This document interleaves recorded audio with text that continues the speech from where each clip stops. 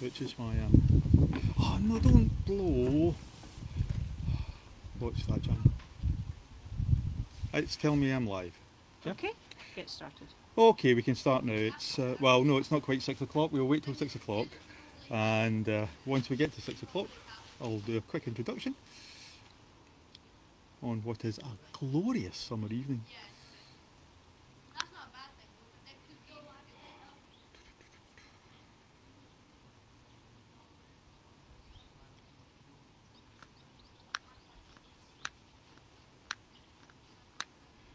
Taking time is the invitation for us to join us. So yes.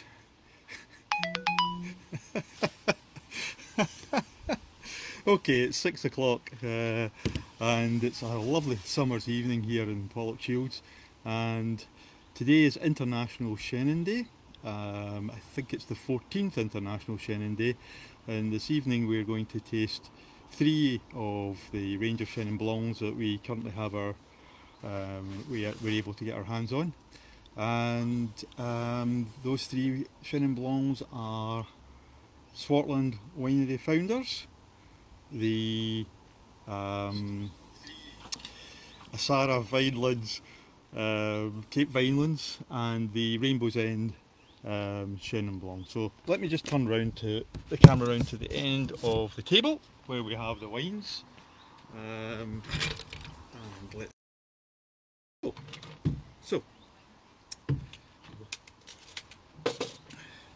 So whilst I get them organised, Jan, can you just check the cameras in the right position, that people can actually see what I'm trying to do? That's it, there we go.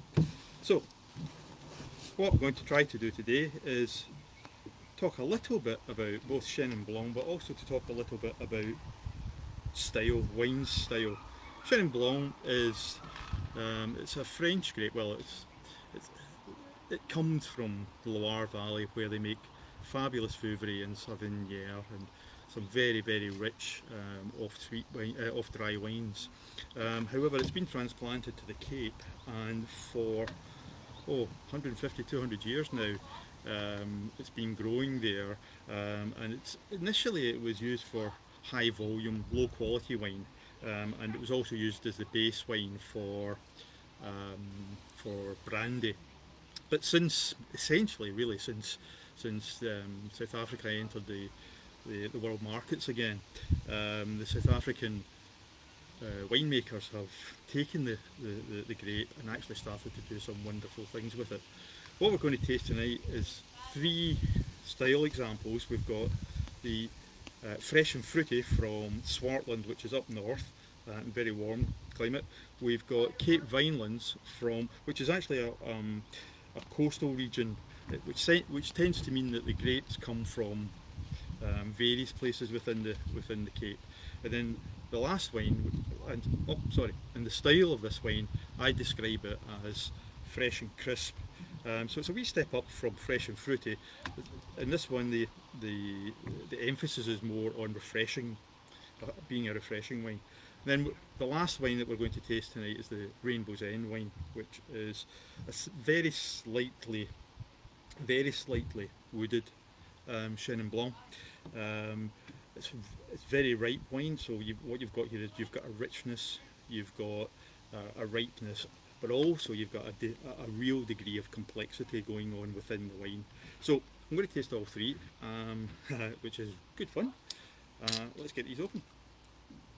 First one, what I want to be able to do also is let people have a look at the different wines and compare and contrast. Would my assistant like some? There you go. So, first of all, the usual, we've got the white shirt on tonight, so that's quite good. Lovely golden green colour about that wine. Swirl it around in the glass, you can see there's a fair bit of legs or tears on the glass, not too much mind you. On the nose, I'm getting a sort of peary smell, bit of pears there, tropical fruit perhaps, but there's a ripeness, and that ripeness comes from where the grape is grown, which is in Swartland, which is, as I say, further north, and you you think about it, in South Africa, it's in the southern hemisphere, so the further north you go, the warmer it gets. Mm. Lovely and rich. Mm-hmm. And it is fresh and fruity. That's lovely. There's straight away you get bright citrusy flavours. Then there's a bit of pear goes on to it, and then the acidity comes through, but not a crushing acidity. Really, really, really nice wine. That will be nice just on its own and also with food. I'm looking here at the alcohol content. The alcohol content is 13%. One of the things about these wines is that it is possible to make them without them being 14.5 or 15% wines, which is often a complaint that you get from Southern Hemisphere wines. That's just...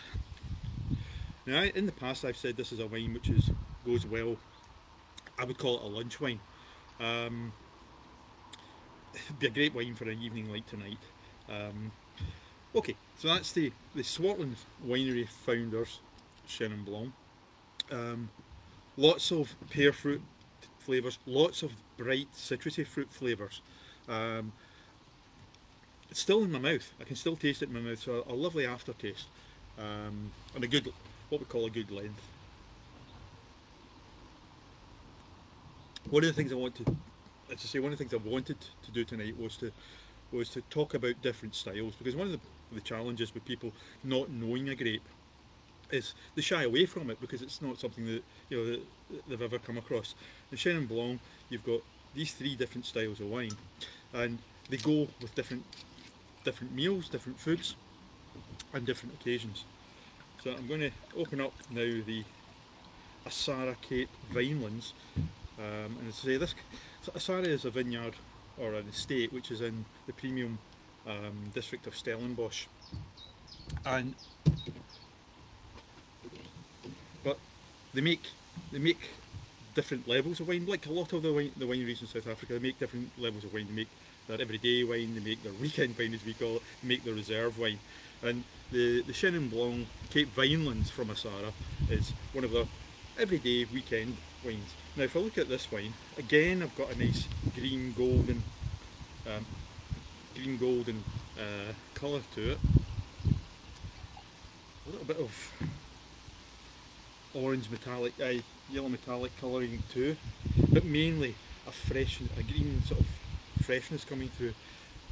Looking at it and comparing it against the Swartland, I'm actually seeing that the colour is a little bit more concentrated. It's just a little bit more concentrated. There's just that extra little depth of greenness to it. Okay, similarly, 1 or 2 more tears on the glass. Beautiful colour in the glass. Lovely smell. There's a slightly smoke. Some people might call it a smoky smell. It's not a smoky smell. There's a mineral smell of that wine. A kind of green. I wouldn't say a green pepper, but it's an asparagus smell. There's a wee bit of an asparagus smell, but more a sort of what in the wine business we would tend to call minerality. So there's a degree of minerality, sort of flintiness of the wine.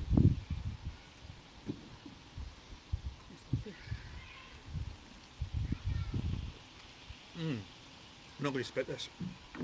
Same kind of style as the Swartland, but not quite as fruit forward or fruit driven.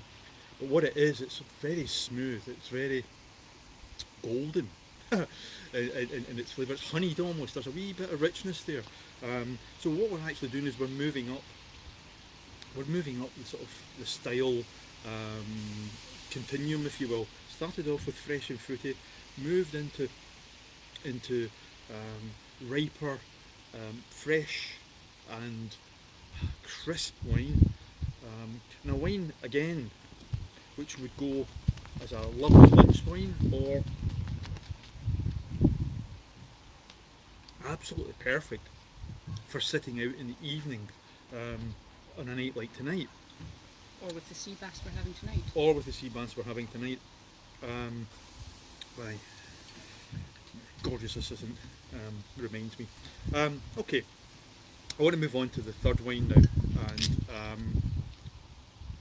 this is from Rainbow's End. I was about to say from one of our favourite vineyards in South Africa. Well, actually, all these guys are becoming our favourite vineyards in South Africa.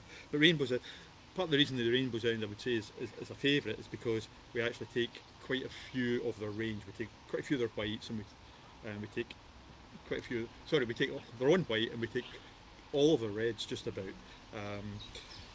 because the quality of wine throughout is astoundingly high. Right, now this is a wine which is made slightly differently. This wine is spent a little bit of time in barrel. It's barrel fermented, and it spends a little bit of time in just a little bit of time in oak. And before people who don't like Chardonnay run for the hills, one of the things about Chardonnay, move off Chenin for a moment. One of the things about Chardonnay, and the reason that a lot of people don't like Chardonnay, is because of cheap examples that they've had which have been over oaked and badly oaked. The way that you infuse sort of the delicate flavours from oak into wine is to barrel ferment or store in oak, rather than just chucking oak chips into a container and pouring the wine over them. Chenin is another grape, like Chardonnay, which does very well if the oak treatment is good, if it's expertly applied. Now, I'm smelling on the nose, and I'm getting on the nose. I'm getting a lot of the fruit smells that I would expect. I'm getting a bit of lively fruits, lively tropical fruit, and lively citrus, but I'm also getting pears. I know. You guys might go, what the hell is he on about? These are just what it reminds me of when I smell. But there's also a nice overtone of sort of butterscotch, or It's a creaminess. there's a creaminess on the nose, and that's before you even taste it. Again, another way of comparing and contrasting is looking at the colour. And if you look at the colour in this one, it is altogether a bit more golden.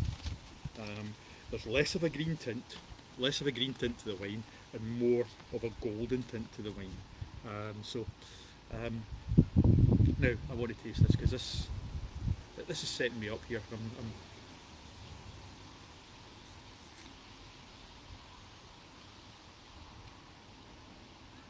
Oh yes. What vintage is this? This is 2016. There you go. Many people wouldn't think to drink a 4-year-old white wine. But one of the great things about Chenin and Chardonnay, but Chenin in particular, is that Chenin, properly treated, will age very, very well. And as it ages, it gets better and it gets complex. And this wine is a 4-year-old Chenin, and I think this is one of those Chenins which will go so well. This will go well with fish, it will go well with chicken, it will go well with pork, it will go well with cold meats. So it'll go well with the roast chicken we're having tomorrow night. It will for go well with Father's the roast Day. chicken tomorrow night for Father's Day, if in fact it lasts that long.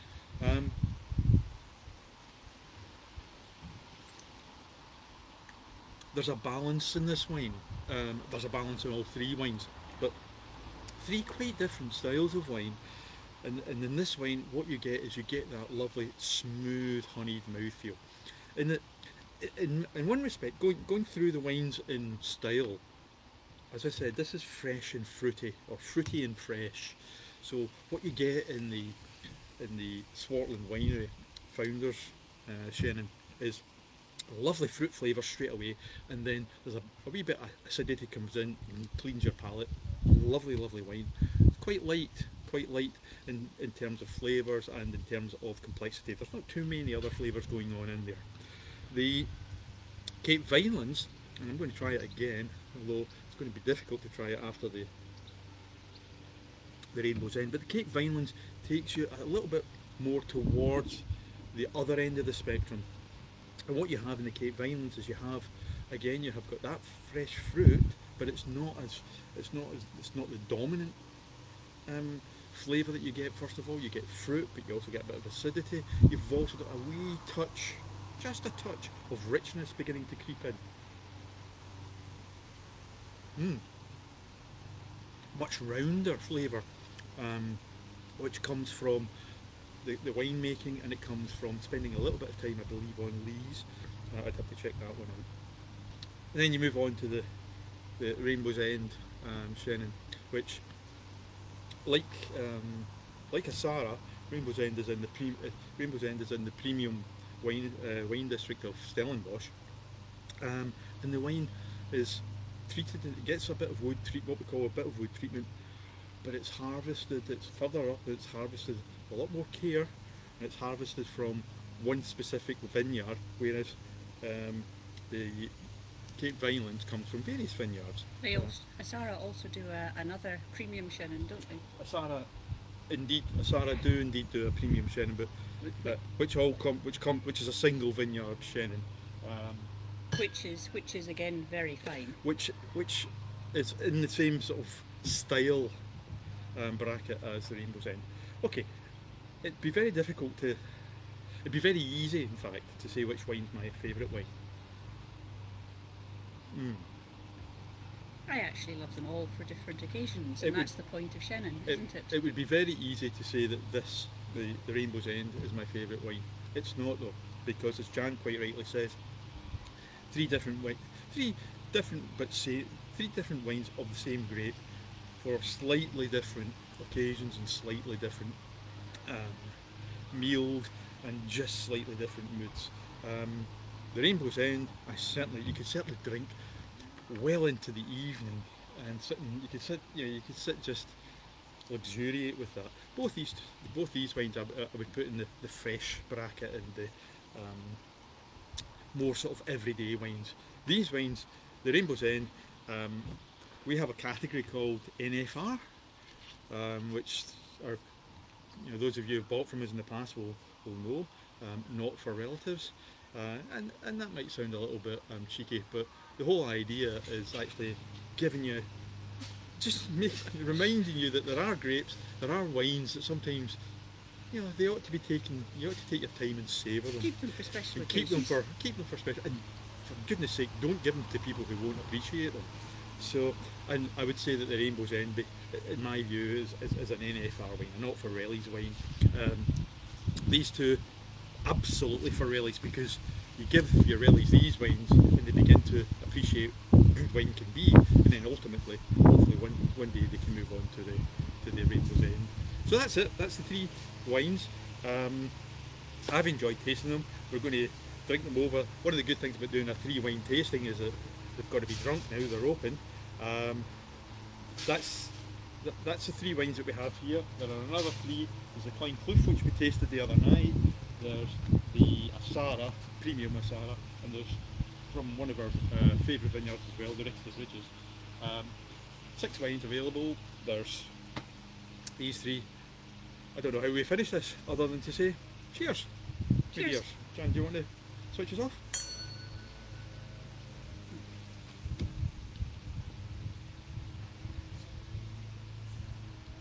Jan is now finding difficulty how to switch the thing off. Okay. And this is the abiding image. If I come down to where's. Cheers, folks. Thanks for joining us. We'll do it again. There you go.